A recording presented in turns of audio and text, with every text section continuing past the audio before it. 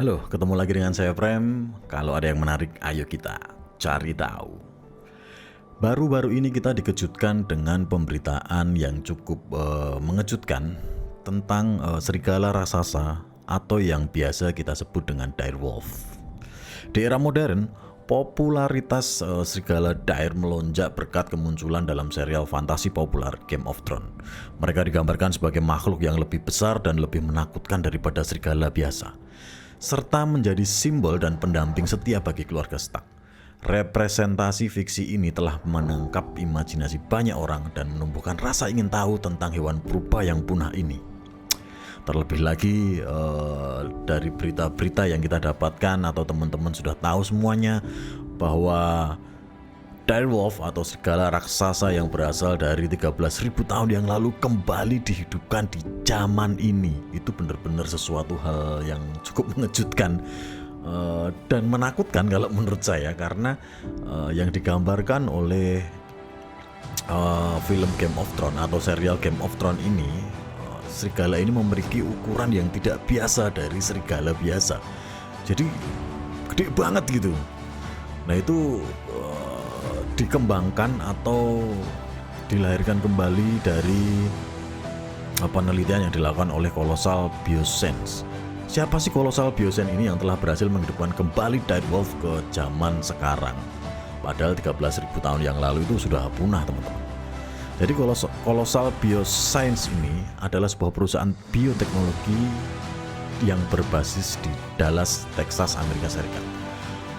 Perusahaan ini menggunakan rekayasa genetika dan DNA purba untuk mengubah kode genetik serigala abu-abu biasa agar sesuai serigala purba.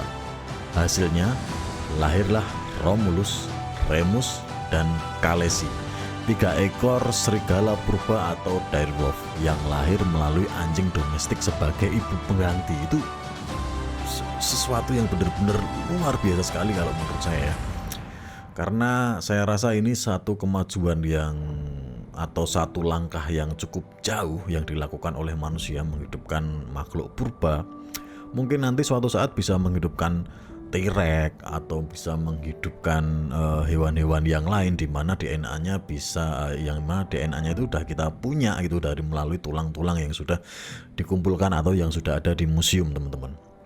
Nah, upaya ini merupakan langkah maju yang signifikan dalam deekstinasi, meskipun tidak semua orang setuju dengan praktik ini karena potensi konsekuensi yang tidak diinginkan. Colossal berpendapat bahwa teknik yang mereka gunakan juga dapat membantu mencegah kepunahan hewan yang terancam punah. Selain serigala purba, perusahaan ini juga berencana untuk menghidupkan kembali mamut berbulu, dodo, dan harimau Tasmania. Kalau dodo ini burung ya. Nah, ini hewan-hewan yang sudah dinyatakan punah sejak beberapa dekade, teman-teman. Apalagi kalau mamut itu udah jauh lebih purba lagi usianya, ribuan tahun yang lalu, mungkin hampir sama kayak ini ya, direwolf ya. Nah itu gimana menurut teman-teman? Apakah itu suatu hal yang mengerikan, ambisius, atau menakjubkan menghidupkan hewan-hewan yang sudah punah di masa lampau kembali ke dunia? Nah itu nggak menutup kemungkinan dia bisa menghidupkan banyak hal yang mungkin sudah tidak ada di zaman ini. Itu tentu saja kalau kita pikir dengan baik-baik dengan hati nurani, mungkin itu satu hal yang sangat menakutkan sekali. Ada banyak hal yang mungkin bisa mengejutkan kita suatu saat nanti yang bisa dilakukan oleh Colossal Bioscience ini. Jadi gimana menurut teman-teman? Apakah seharusnya direwolf ini tidak dihidupkan kembali dan dibiarkan begitu saja menjadi sebuah kenangan atau memoriable di masa lampau yang kita ketahui sebagai sebuah ilmu pengetahuan, atau memang seharusnya dibawa kembali ke dunia ini di zaman ini sehingga kita bisa melihat langsung bagaimana direwolf itu tumbuh dari kecil sampai besar, seperti apa sifatnya, terus apakah bisa dijinakkan dan sebagainya. Menurut teman-teman gimana? Kalau menurutku mungkin terlalu mengerikan ya hal tersebut. Menurutku terlalu mengerikan dan cukup membuat khawatir. Lagi-lagi kita bicara tentang menghidupkan atau mengadakan kembali sebuah makhluk yang sudah punah di zaman masa lampau. Apakah bisa beradaptasi? Tentu saja terbukti dari 3 direwolf itu masih hidup dan tumbuh dengan baik saat ini ya. Meskipun sekarang kalau kita lihat lagi lucu-lucunya, nggak tahu nih kalau misalkan dia udah tumbuh besar, kemudian memiliki tubuh yang besar banget, taring yang tajam, dan ternyata memiliki insting yang sama dengan direwolf di masa lampau, itu sangat-sangat berbahaya sekali. Direwolf hidup di berbagai habitat di seluruh Amerika Utara dan sebagian Amerika Selatan. Hal ini menunjukkan kemampuan mereka untuk beradaptasi dengan kondisi lingkungan yang beragam, mulai dari padang rumput boreal hingga hutan terbuka pesisir dan juga lahan basah tropis. Namun, fosil mereka jarang ditemukan di wilayah paling utara yang tertutup lapisan es besar, yang berarti preferensi untuk iklim yang lebih hangat atau ketersediaan mangsa lebih tinggi, yang menjadi ekosistem direwolf yang lebih mereka sukai tentu saja. Berbagai sumber menyebutkan serigala dire adalah karnivora hyper, dengan lebih dari 70% makanan mereka terdiri dari daging. Mangsa utama mereka kemungkinan besar adalah mega herbivora besar seperti kuda, bison, kemudian mamut mungkin ya, ada nggak di mamutnya? Nggak ada ya mungkin. Gigi premolar dan molar yang besar dan kuat, ini taringnya ya, dengan kemampuan mengunyah yang baik, menunjukkan bahwa serigala dire merupakan juga memanfaatkan bangkai hewan besar. Kalau udah mati ya pasti disikat juga sama dia, termasuk tulang sebagai sumber nutrisi, terutama selama periode kelangkaan mangsa hidup atau persaingan yang tinggi dengan predator lain seperti saber-tooth cat, itu yang kayak harimau tapi dengan gigi yang sangat gede banget itu, dan juga singa Amerika. Nah, bentuk tubuhnya itu kekar dan berotot, memberikan kekuatan fisik yang dibutuhkan untuk menjatuhkan dan menahan mangsa besar, meskipun mungkin dengan mengorbankan kecepatan dan kelincahan dibandingkan serigala abu-abu yang berburu mangsa lebih kecil dan lebih cepat seperti rusa dan rusa kutub. Ciri-ciri fisik secara kolektif menyoroti adaptasi serigala dire sebagai predator puncak dalam ekosistem Pleistocene. Mereka memiliki anggota badan lebih pendek dan lebih kekar dibandingkan dengan serigala modern, yang berarti mereka bukan pelari yang baik, tetapi predator pengejar aktif. Serigala dire memiliki gigitan kuat karena otot rahangnya besar, yang memungkinkan mereka untuk menangkap dan membunuh mangsa secara efisien. Jadi sebenarnya kalau dipikir dia lebih pendek ya, cuman badannya lebih kekar gitu.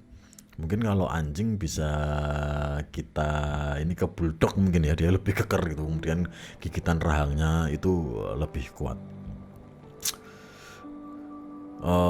Kalau menurut National Park Service di Amerika Serikat, serigala dire ini memiliki otot kuat dan tajam yang membuat mereka menjadi predator menakutkan.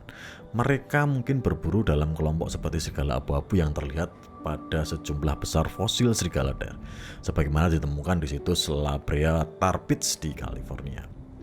Ada juga bukti bahwa serigala dire berkumpul di satu titik Amerika Utara sekitar danau besar yang disebut Danau White Sands selama zaman es. Danau ini menarik berbagai herbivora di hutan hijau subur. Danau ini kemungkinan besar menarik serigala dire yang akan memburu mereka. Mangsa seperti slot tanah raksasa, unta Amerika, dan bison ditemukan di sekitar garis pantai danau kuno ini. Kemudian jejak kaki fosil serigala dire juga ditemukan di sekitar garis pantai danau kuno tersebut. Para ilmuwan percaya bahwa ketika megafauna mulai mati karena perubahan iklim, serigala dire bersaing dengan serigala abu-abu yang beradaptasi berburu mangsa yang lebih kecil. Berarti sebenarnya serigala dire ini juga hidupnya itu di zaman yang sama ya dengan serigala abu-abu. Tapi kenapa mereka bisa punah? Atau memang seperti yang sudah dijelaskan tadi ya, serigala abu-abu ini tentu saja menjadi bergerak lebih cepat karena bentuk tubuhnya yang lebih efisien, sedangkan serigala dire katanya kan tadi lebih kekar tapi pendek, jadi mungkin gerakannya kurang cepat dan lincah ya. Mungkin yang dikejar itu adalah mega herbivora, ya benar, berarti dia ngejar yang gede karena yang gede ini larinya lambat gitu ya. Mungkin itulah ketika mega herbivora ini sudah tamat atau sudah punah ya, atau sudah sangat berkurang jumlahnya, maka direwolf ini kesulitan untuk mencari makan sehingga sedikit demi sedikit dia mencapai kepunahan.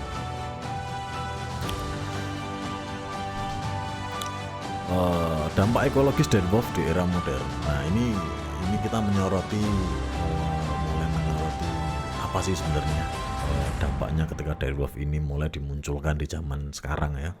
Konsep di Extinski pada serigala dire ini merupakan topik kontroversial, teman-teman.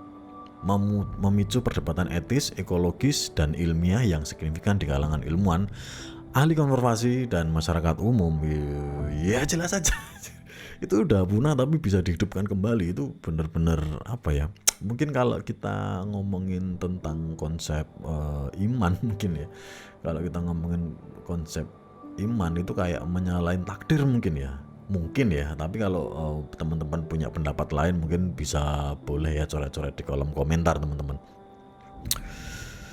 Beberapa ilmuwan berpendapat bahwa sumber daya konservasi terbatas lebih baik dialokasikan untuk melindungi spesies yang masih hidup terancam punah beserta habitat mereka yang rapuh ketimbang menghidupkan kembali spesies yang telah punah. Ya masuk akal. Ada juga kekhawatiran tentang potensi dampak ekologis yang tidak terduga dari pengenalan kembali predator purba ke ekosistem modern yang telah berubah secara signifikan sejak era Pleistosen ya. Pleistosen ini zamannya direwolf itu waktu dulu hidup ya, di 13.000 tahun yang lalu lah perkiraannya. Ya ada benarnya juga ketika makhluk purba ini yang berasal dari era Pleistocene yang dengan ekosistem seperti itu yang mungkin sangat berbeda sekali dengan era modern tiba-tiba harus hidup di era modern, mungkin akan sangat berpengaruh pada ekosistem yang ada sekarang gitu.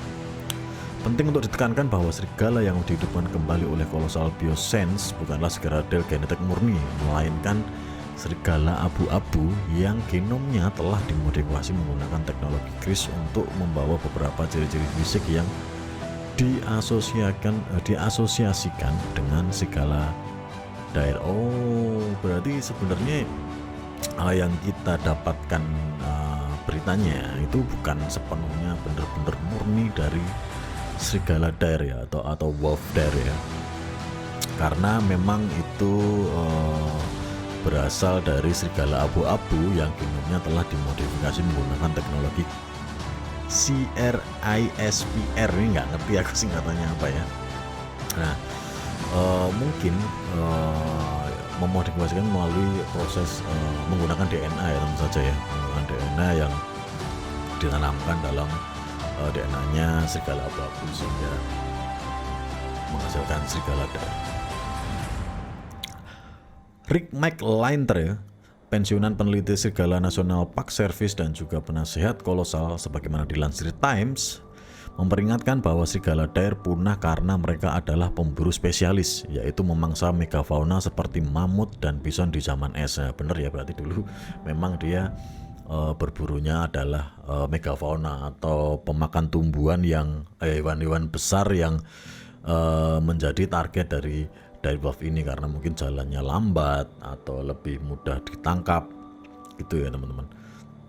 Dengan punahnya mangsa utama tersebut lalu mengembalikan serigala dire ke ekosistem modern yang berbeda seperti sekarang ini, maka akan menjadi tantangan besar dan mungkin tidak berkelanjutan. Bahkan dia menyatakan bahwa serigala abu-abu lebih fleksibel dalam hal mangsa dibandingkan serigala dire ya. Jadi serigala abu-abu memang bisa bertahan di sampai era modern ini itu memang karena dia lebih efisien atau lebih fleksibel dari direwolf ya, karena dia bisa berburu hewan-hewan yang kecil seperti rusa kutub dan sebagainya. Sedangkan direwolf itu harus berburu mangsa yang gede ya, karena jalannya lambat, bisa dikejar oleh serigala dire. Hal serupa juga diungkapkan oleh Robert Glisman, profesor psikiatri dan direktur program Master Biotika dari Universitas Columbia yang menyoroti risiko etis dan kesejahteraan hewan terkait cloning, termasuk potensi kematian dan efek samping yang parah pada hewan cloning, serta risiko keguguran pada induk pengganti. Itu lebih ke apa ya, kalau kita manusia itu ya manusiawi gitu ya mungkin ya. Jadi ada beberapa atau mungkin banyak dampak dari cloning ya, proses cloning ya. Perdebatan lain adalah resiko yang perlu dipertimbangkan dengan cermat. Misalnya potensi bahaya jika spesies yang telah punah tidak cocok dengan ekosistem modern. Ekosistem modern saat ini mengalami perubahan signifikan akibat aktivitas manusia seperti hilangnya habitat, perubahan iklim, introduksi spesies yang invasif. Segala hasil rekayasa genetika mungkin tidak dapat beradaptasi dengan lingkungan yang berubah, atau bahkan dapat menjadi spesies invasif yang mengancam spesies asli ya. Bisa jadi tergantung siapa yang akan bertahan ya, direwolf atau mungkin serigala yang sudah ada di saat ini ya, serigala babu mungkin itu yang justru nggak bisa bertahan. Kita nggak tahu pertumbuhannya nanti seperti apa dan apakah bisa bertahan hidup, bahkan apakah bisa bersaing di era modern saat ini. Selain itu, pengenalan kembali predator besar seperti serigala dire dapat meningkatkan potensi konflik dengan manusia, utamanya terkait predasi terhadap ternak dan kekhawatiran tentang keselamatan manusia yang dapat menimbulkan tantangan sosial dan ekonomi. Nah, ini yang cukup ditakutkan ya, karena dia punya biar bagaimanapun yang namanya hewan tetap punya insting teman-teman, meski dia itu dijinakkan, dipelihara manusia dari kecil sampai gede, dia tetap punya insting yang bisa sewaktu-waktu itu membahayakan manusia lain selain yang punya ya. Kalau yang punya mungkin dikenali oleh serigalanya, tapi kalau orang lain gimana? Terus kemudian hewan ternak gimana? Apalagi kalau dia sudah mulai berkembang biak menjadi banyak dan mungkin jumlahnya itu lebih banyak dari hewan-hewan yang lain, dia akan berada di puncak rantai makanan, sehingga cukup berbahaya kalau misalkan habitatnya itu berdekatan dengan lingkungan hidup manusia tentu saja. Nah, itu lagi tentang direwolf ya, yang terkenal di Game of Thrones telah dihidupkan kembali di masa ini, yang mungkin memberikan banyak pendapat, terus kemudian kritik ya, atau kemudian pro kontra lah ya di luar sana ya tentang direwolf yang dihidupkan kembali ini melalui proses scientist oleh Colossal Bioscientist, yang tentu saja dia juga mengungkapkan bahwasanya tidak hanya mengerjakan direwolf, juga ada dodo, terus kemudian ada Tasmania Devil ya, yang dari Australia yang sudah punah, kemudian dia juga berencana untuk menghidupkan kembali mamut atau gajah berbulu teman-teman. Nah, itu banyaklah spekulasi yang membicarakan tentang Colossal Bioscience ini, yang bertentangan maupun yang pro ya. Tapi mungkin dengan menghidupkan direwolf ini bisa memberikan kita banyak ilmu pengetahuan tambahan tentang direwolf itu sendiri ya teman-teman. Mungkin juga bisa memberikan penambahan keilmuan lain tentang hewan yang sudah punah, sehingga bisa dipelajari lebih lanjut ketika dia dihidupkan kembali. Meskipun begitu, tetap saja ada banyak resiko yang mungkin harus dipikirkan juga solusinya, seperti yang sudah kita bahas di atas tadi ya. Mungkin itu saja tentang direwolf. Gimana menurut teman-teman? Mungkin bisa colek-colek di kolom komentar ya. Jadi kita akan diskusi bareng di bawah, seperti apa sih sebenarnya Colossal Bioscience membuat program ini, menghidupkan kembali ini, dampaknya seperti apa, terus kemudian solusinya harusnya bagaimana. Kalau menurut teman-teman punya pandangan, langsung aja bicarakan di kolom komentar. Oke, sampai jumpa lagi dengan saya Prem. Kalau ada yang menarik, kita cari tahu.